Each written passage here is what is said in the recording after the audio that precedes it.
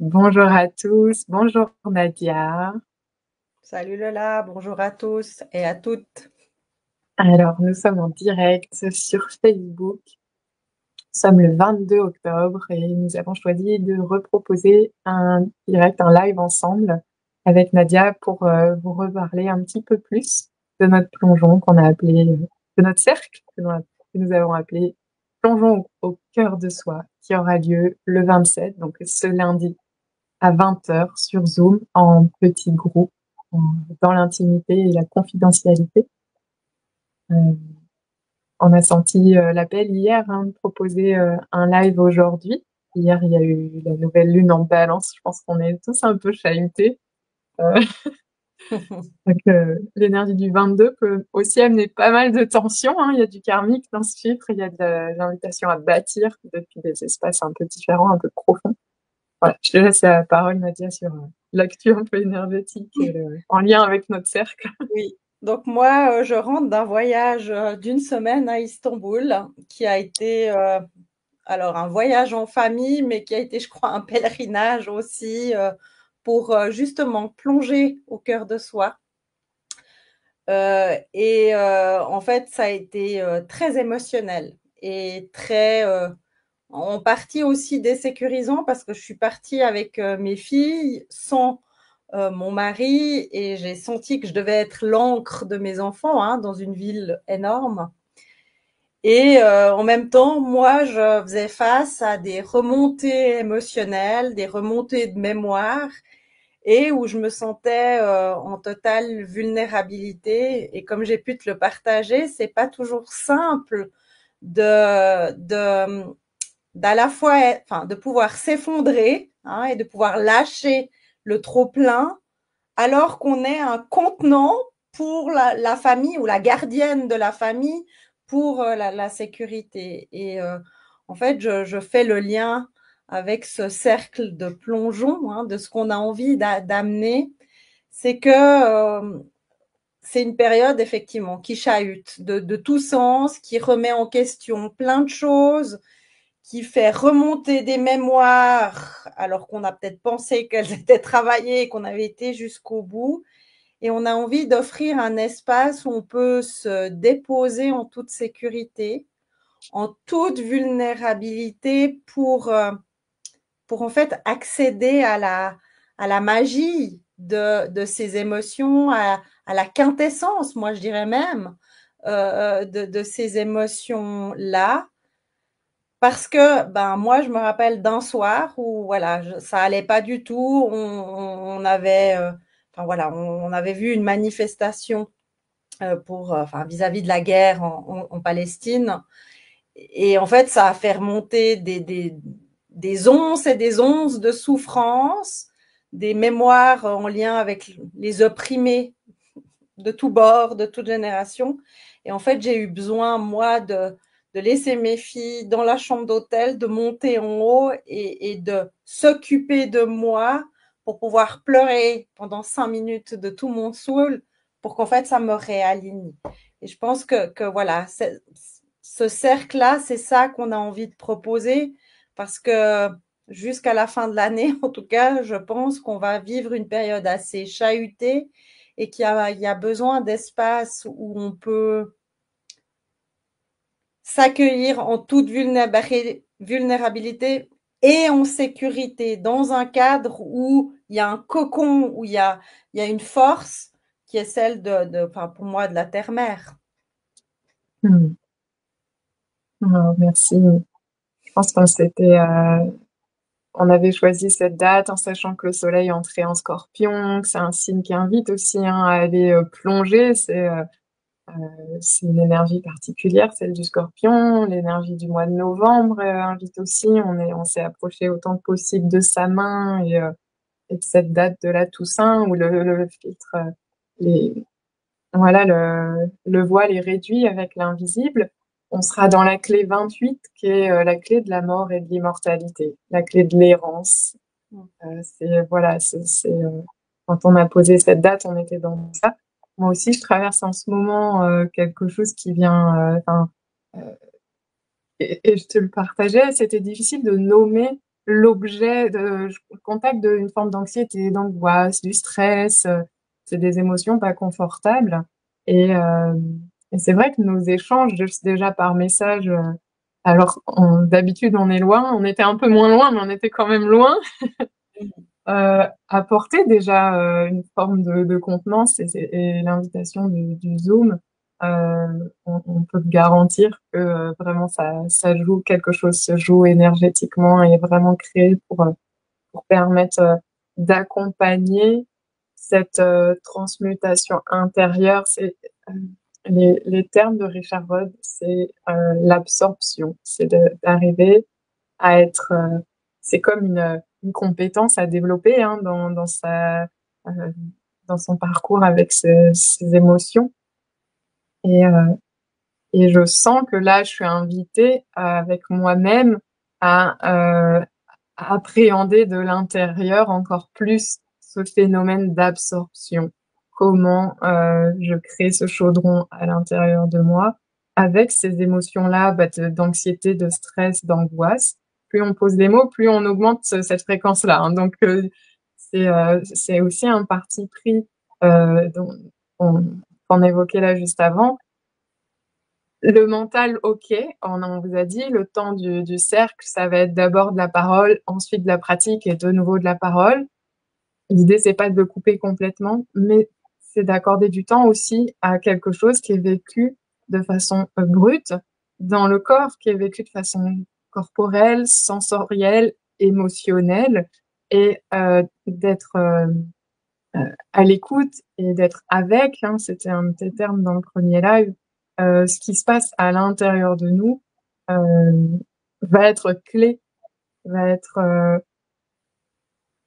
C'est pour ça qu'on parle de plongée, c'est qu'on va l'accueillir totalement et ça va permettre à ce que le déroulé naturel à ce que l'intelligence de notre corps fasse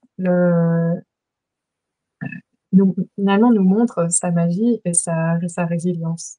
Que toutes les émotions ont cette durée et se traversent de l'intérieur. Et je le dis, et au fur et à mesure, je sens que ça transmute et que ça se passe pour moi.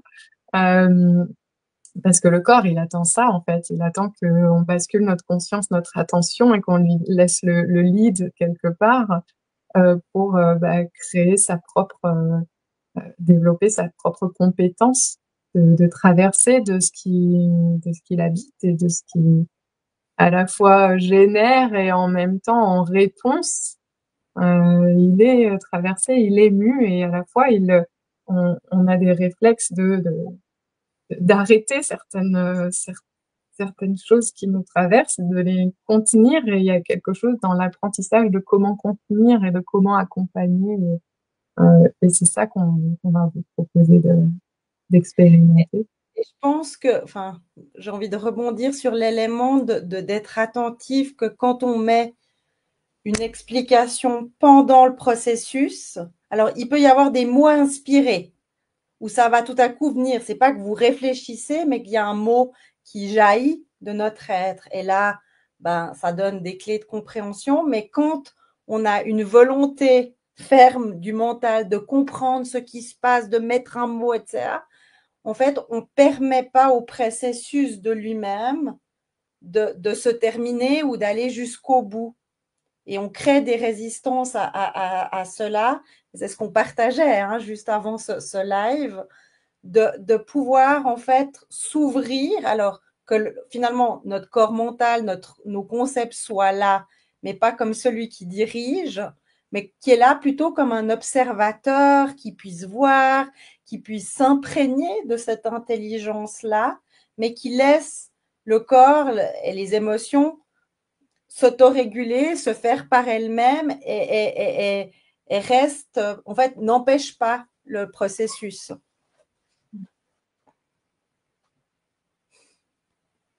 Vous voulez aussi, je me lance, hein, vous proposer un petit temps pour goûter à ce qu'on proposera dans le cercle au niveau des pratiques. Du coup, je vais vous inviter à ralentir, à vous poser dans votre corps, éventuellement à fermer les yeux si c'est confortable pour vous. Et puis à sentir votre poids jusqu'au bout de vos orteils, dans vos jambes, dans votre bassin, le long de votre colonne vertébrale, dans votre nuque, dans votre tête, descendre doucement la tête et vous, et puis dans vos bras, déposez tout votre poids. Asseyez-vous confortablement. Laissez-vous porter. Acceptez de vous laisser accueillir. Accueillir que vous êtes porté. Prenez conscience des endroits de votre corps en contact avec les supports. Peut-être sous vos fesses, sous vos cuisses, sous vos pieds. Peut-être derrière votre dos. Peut-être même derrière votre tête, selon l'endroit où vous êtes installé. Dans cet état où vous sentez déjà que vous êtes un peu plus déposé, prenez conscience, mettez-vous à l'écoute, observez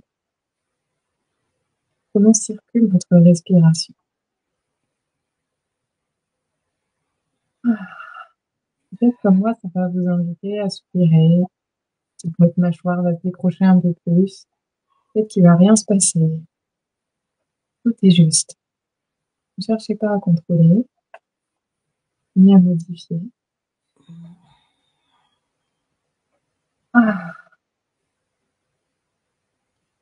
Et laissez faire. Laissez faire votre respiration naturelle.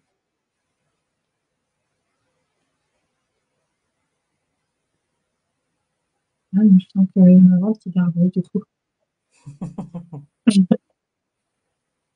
Ben moi, je sens qu'au niveau des épaules, ça s'ouvre comme des ailes. Il y a des émotions qui vont remonter. Peut-être que vous allez un peu plus sentir où est-ce que c'est coincé.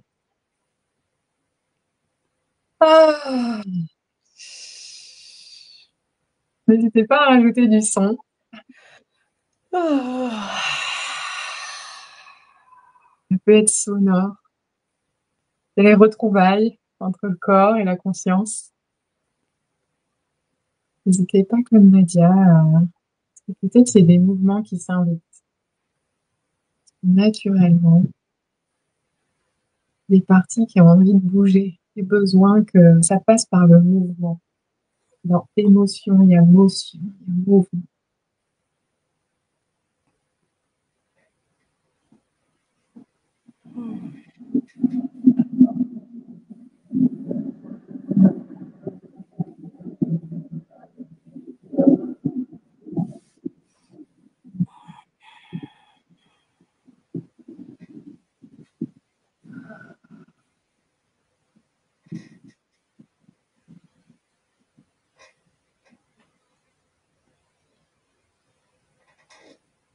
Je sens que j'ai aussi mes jambes. Je suis assise en tailleur. Je suis souvent assise en tailleur. J'ai envie de poser mes pieds au sol. Si j'écoute mon corps, je bascule d'un pied sur l'autre. Pour moi, je sens qu'il y a en fait ce mouvement de la colonne vertébrale qui a besoin en fait de bouger pour ramener de la fluidité. Besoin d'onduler.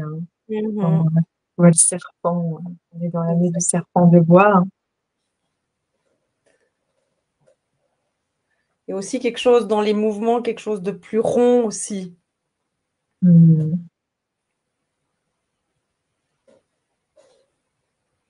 puis moi, je sens au niveau des hanches que, effectivement, alors moi j'étais aussi assise en tailleur. Alors, pas forcément de toucher les pieds, mais de leur ramener de la liberté pour permettre vers le sacrum et vers les hanches, de pouvoir aussi offrir un espace. J'ai pas encore ajouté les bras et c'est vrai que là d'un coup je sens que ça a besoin aussi de s'ouvrir à cet endroit-là. Voilà, les bras, ça va ouvrir le cœur. Hein. Donner de l'amour dans le monde. Écoute, ah.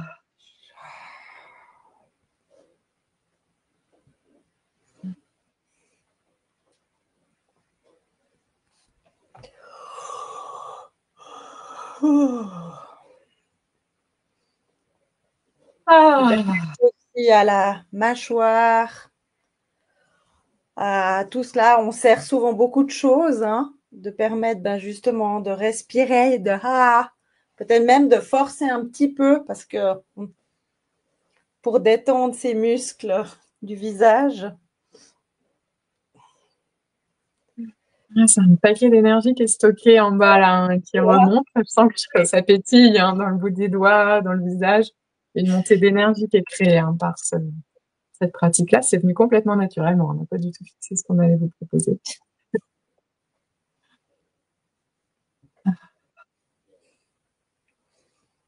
Les trésors du corps.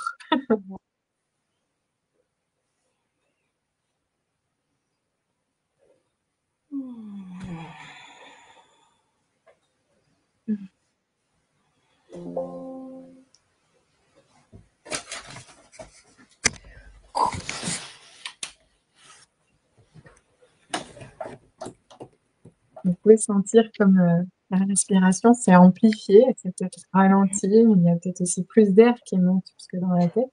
Ça peut être ça aussi, c'est fourmillement. Hein. Et si vous sentez que vous avez besoin que ça redescende, vous commencez à ralentir le mouvement.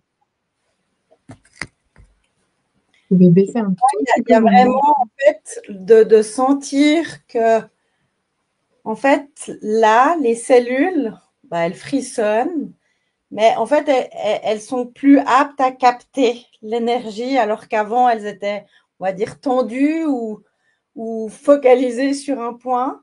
Et là en fait ça, waouh, enfin il y a un côté elles s'ouvrent, elles pulsent à la vie.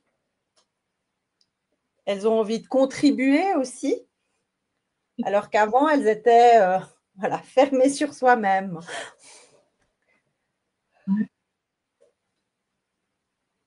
Ouais. Vous pouvez frotter le dessous de vos pieds sur le sol pour amener de l'ancrage. Voilà, je commençais à vous proposer de garder un peu le menton baissé pour vous assurer que cette énergie, elle se disperse pas dans le cosmos non plus. Que voilà, vous arrivez à commencer à apprendre à l'apprivoiser, à ce qu'elle soit à l'intérieur de vous, cette énergie qui circule. Et comme je disais, elle peut commencer à créer une tendance à l'action. On peut sentir qu'on va avoir envie de... Moi, ça m'a donné envie d'aller courir. Et du coup, pour continuer de la laisser sortir de moi sans...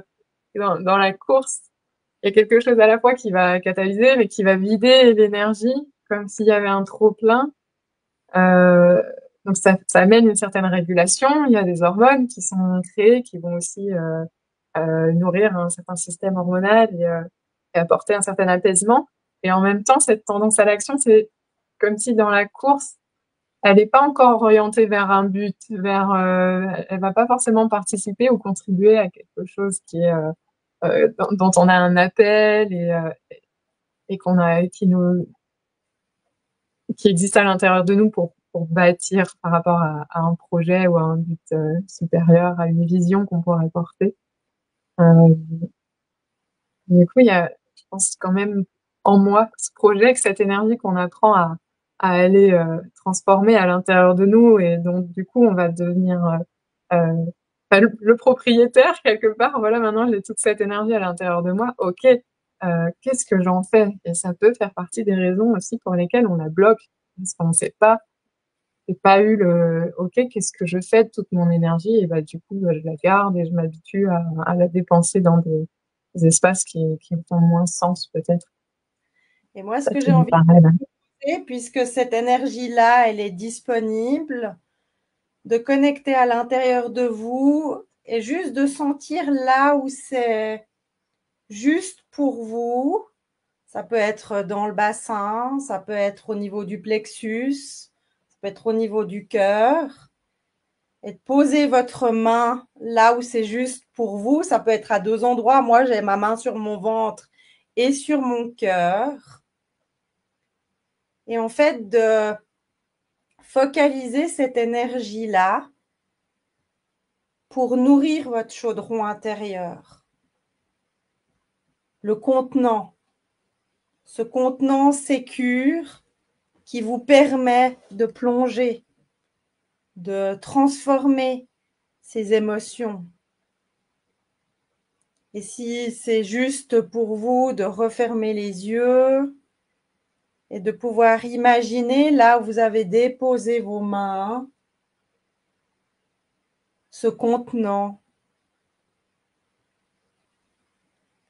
et que grâce à cette énergie disponible qu'on a fluidifiée, qu'on a mis en mouvement, va renforcer, va nourrir ce chaudron intérieur.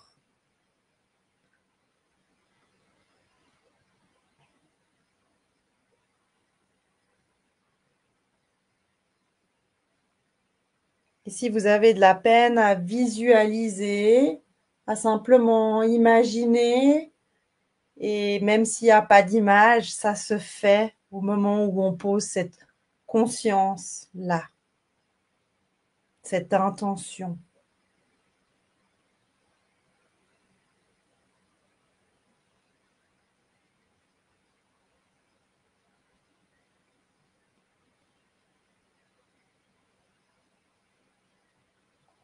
Et peut-être, si vous en avez le besoin, de demander à votre guidance quelle est la ressource qui est nécessaire pour renforcer ce chaudron intérieur. Ça peut être de la confiance, de la sécurité, peut-être de la légèreté ou de la douceur. Et grâce à vos mains, cette énergie disponible, vous la renforcez avec cette qualité-là.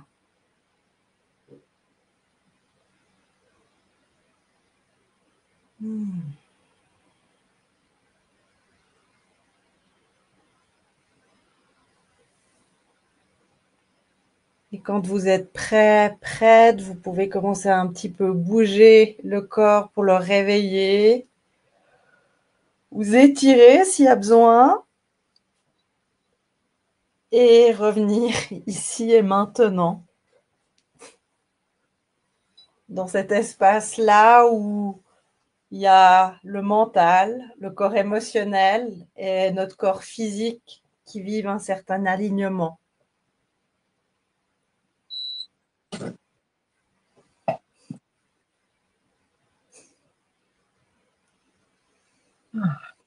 Merci. Ah, ça fait du bien.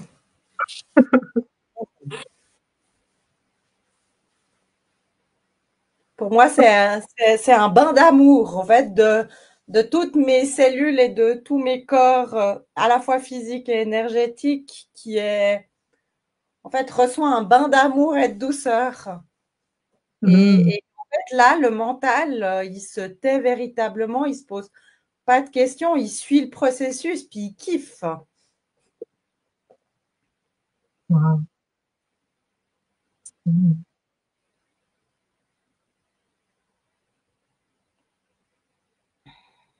Donc, j'ai encore plein d'énergie, là, j'ai les mains toutes chaudes, j'ai éteint le chauffage, j'ai enlevé mon pull. Ça va être la révolution avec toute cette énergie-là. Ouais. Donc là, aujourd'hui, ce qu'on vous a proposé, c'est un peu de goûter et de faire l'expérience de ce qu'on va vivre lors de notre cercle plongeon au cœur de soi. Si vous avez des questions, ben, n'hésitez pas à nous les poser en commentaire en dessous ou par message privé, que ce soit à Lola ou à moi. Et on se réjouit vraiment, vraiment de pouvoir être les gardiennes de ce cercle et de proposer des pistes pour devenir finalement les alchimistes de nos émotions, mais pas seulement, parce que je pense qu'on sera aussi l'alchimiste de nos croyances, en tout cas de peut-être tout ce qui n'est pas aligné avec notre être profond. Oui, il y a une grande purification là, ça transmute. C'est une vraie démonstration pour moi entre le avant et le après, là, en 20 minutes. Et, du blanc qui devient de l'or. On vous souhaite une belle journée. Belle journée, à bientôt. Merci, Nadia.